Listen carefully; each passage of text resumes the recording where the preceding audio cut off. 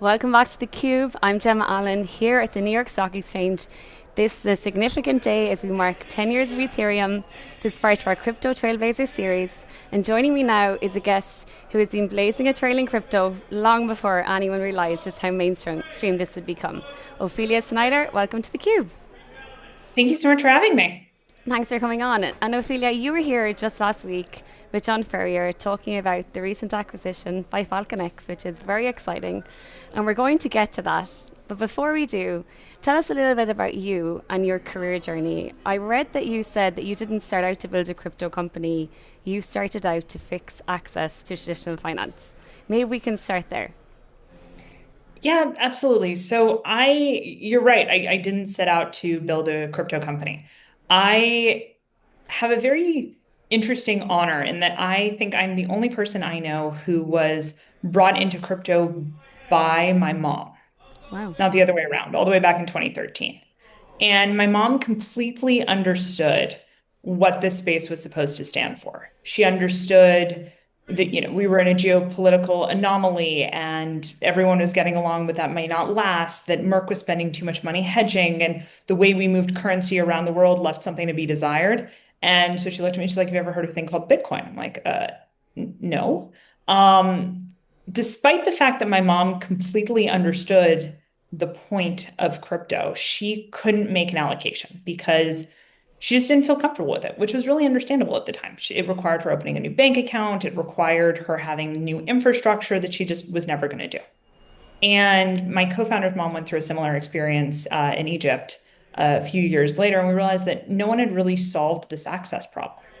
And so we set out originally to solve a problem for our moms, which is how can you invest in crypto without needing specialized infrastructure? And we actually didn't start out thinking that was necessarily going to be an ETF. We went to 27 different jurisdictions and finally landed on building exchange traded products in Switzerland was going to be the best way to provide access at the time. And that was almost 8 years ago. Wow. We launched our first product on the Swiss market about a year after that. That is And we've been building ever since. That is so interesting. I have never had somebody tell me that they got into crypto on the advice and through the conversations they have with their mom. So as a mom myself, I love that.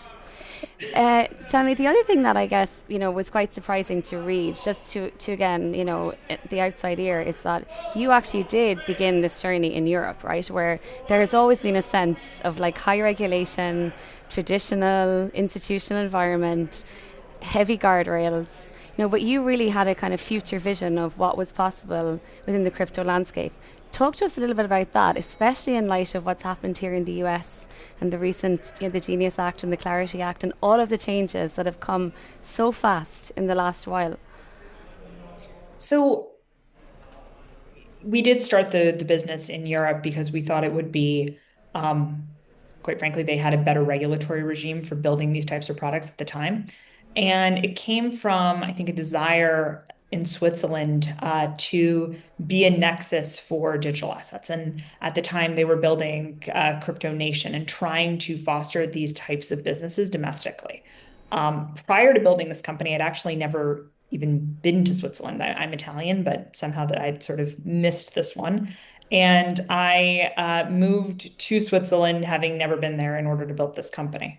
And it was a really interesting time because from a regulatory perspective, they actually had regulatory clarity. They both had a product structure that worked and would work well and was generally accepted in the TradFi community, as well as clarity around how that structure was going to intersect with crypto.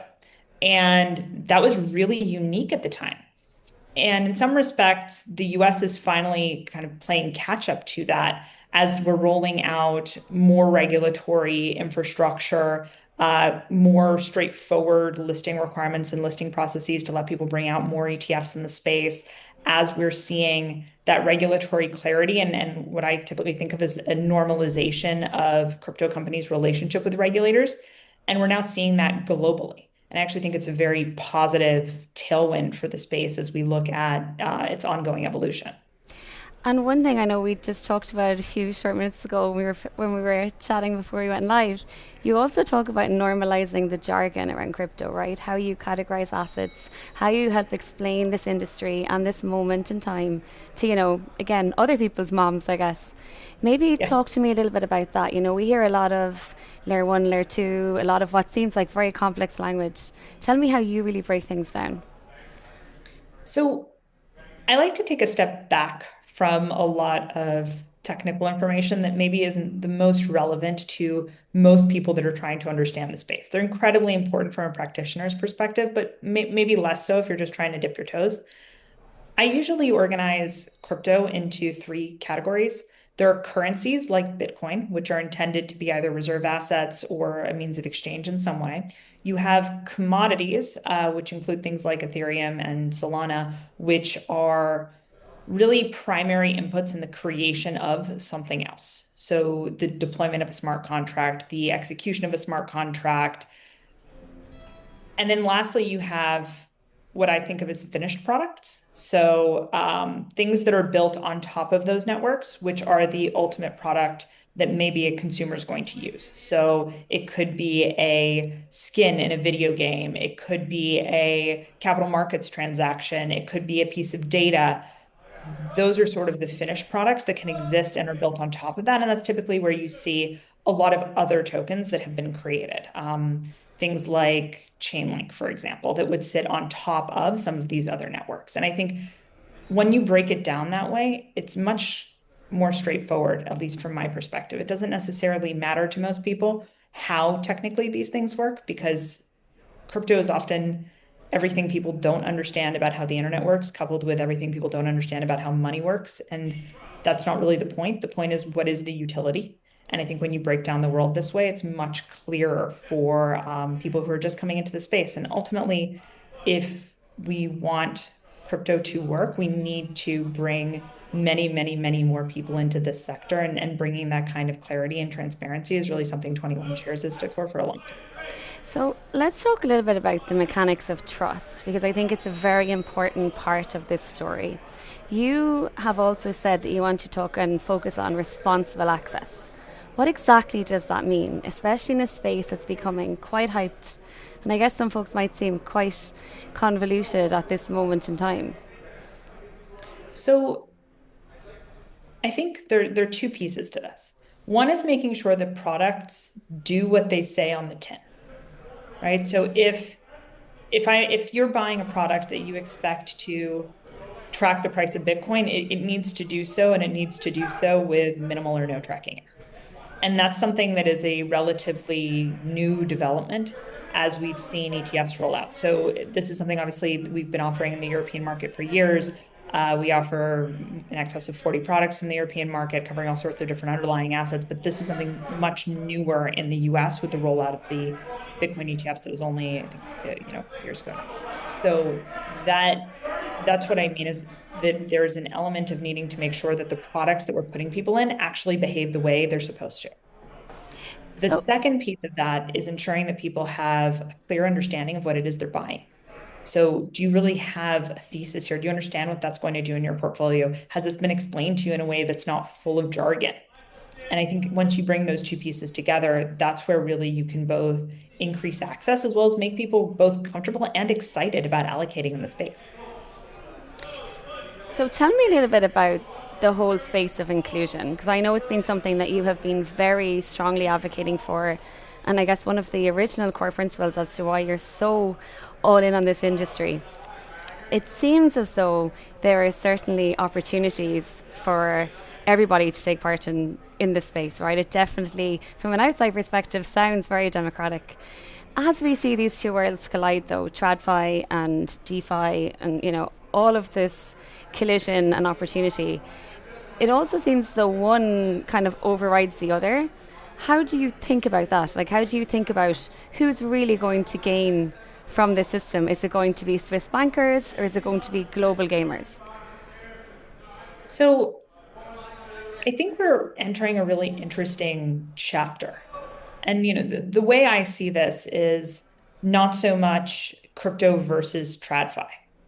the next iteration, and it's actually, I think, a vision that, both 21Shares and FalconX share, is this idea that the next iteration is going to be about convergence. It's going to be about TradFi built on crypto rails and this ability to actually bring the best of what crypto has to offer, the efficiency, the speed, and ultimately bring that to more TradFi instruments.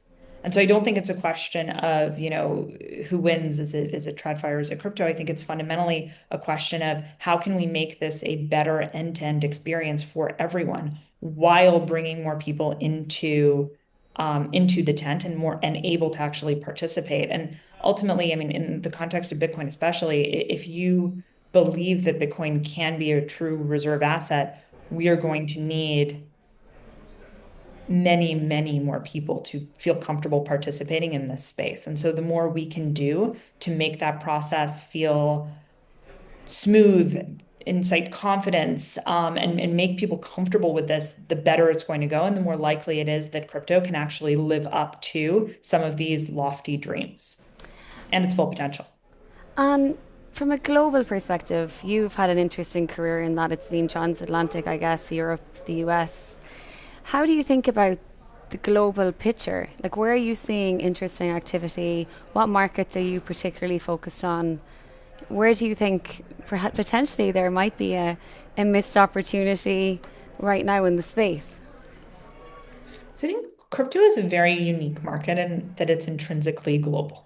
It's very difficult to regionalize crypto in a lot of ways. It acts very much like a global industry.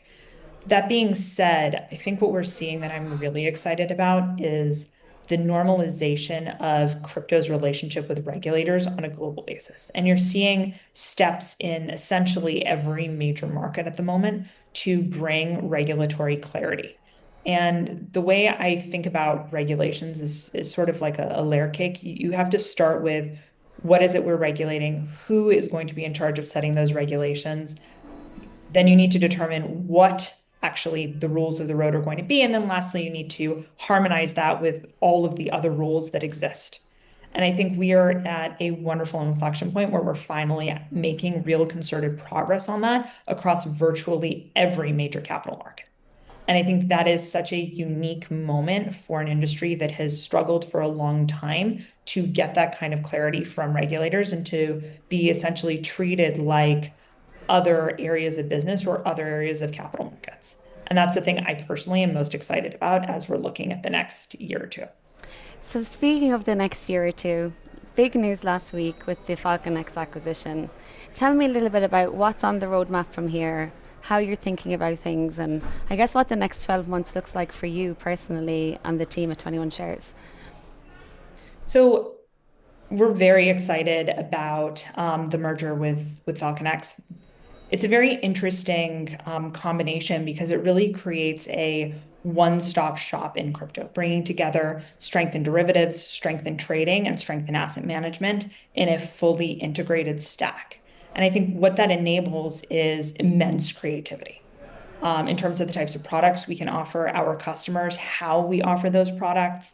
It's going to let us continue to do things faster, better, cheaper, and provide our customers with that experience while we stay on the bleeding edge of what can be done in terms of product innovation. And it brought together two firms that share a lot of these cultural norms around innovation, around building, around bringing that sort of clarity and transparency to this market. And so for all of those reasons, it's something we're incredibly excited about. In terms of the team at 21Shares, I think this has been a wonderful milestone in the company's trajectory. And I think there's a lot of excitement around what it is we're going to be able to do and build over the coming months and years through this partnership. So we're here today marking 10 years of Ethereum. It's obviously a very big and landmark event for the industry generally. And like we spoke about at the beginning, an industry that's been on kind of a narrative cycle and I guess a hype cycle. Tell me a little bit, I guess, to end about how you think about the industry broadly, Ethereum, the competitive landscape, where you kind of see huge opportunity, where you see challenge. Give me your overarching thesis on this moment in time. So I think there are a couple of pieces to this. The industry is at a really fascinating inflection point, and I touched on this a little earlier. This idea of normalizing our relationship with regulators is critical. We're also seeing real clarity around utility and use cases, especially for applications in the capital market space, which, given my background, I'm particularly excited about, both in terms of decentralized exchanges, decentralized data, how we're actually going to be able to bring together this convergence of TradFi and crypto and really bring TradFi onto crypto rails. And I think that is something that as I look forward in the next couple of years as an industry, I'm particularly excited about.